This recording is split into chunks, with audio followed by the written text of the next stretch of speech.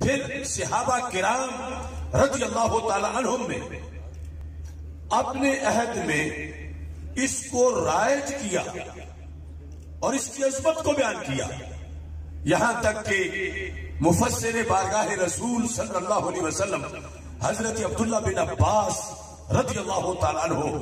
جو ہمارے آقا صلی اللہ علیہ وسلم کے چچا زاد بھائی ہیں، وہ ابن عباس، ان سے جب پوچھا گیا کہ قرآن مجید میں یہ لفظ ہے یوم تبیض وجوہ و تسود وجوہ،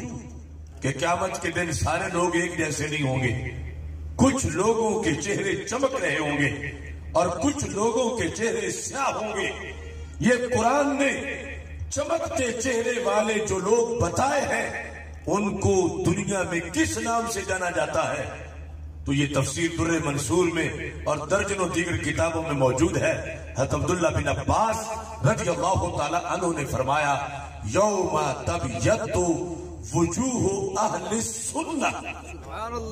کہ قیامت کے دن جن کے چہرے چمکیں گے انہیں اہل سنت کہا جاتا ہے۔ نور آنکھوں میں تو چہروں پہ اجالے ہوں گے، مصطفیٰ والوں کی انداز نرالے ہوں گے۔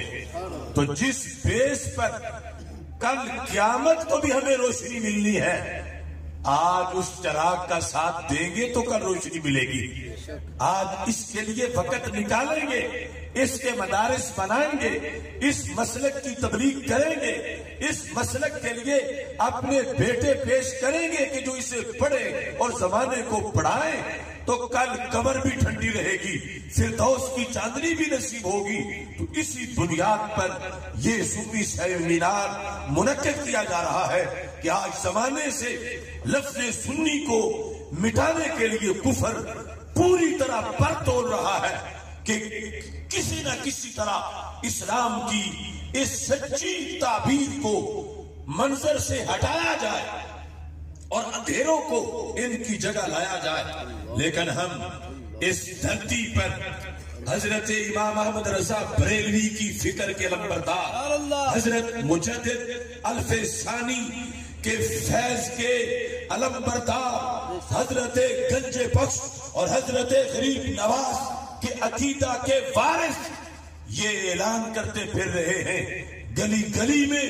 کہ آخری سانس تک انشاءاللہ ہم عقیدہ اہل سنت کے پرچم لہرائیں گے۔ ہماری نسلیں بھی اسی عقیدے کی اذان دے گی، یہاں تک کہ جس وقت قرب قیامت میں حضرت عیسیٰ علیہ السلام کی جلوہ گری ہوگی اور حضرت امام مہدی علیہ السلام دنیا میں رونق افروز ہوں گے، ان کی فوج میں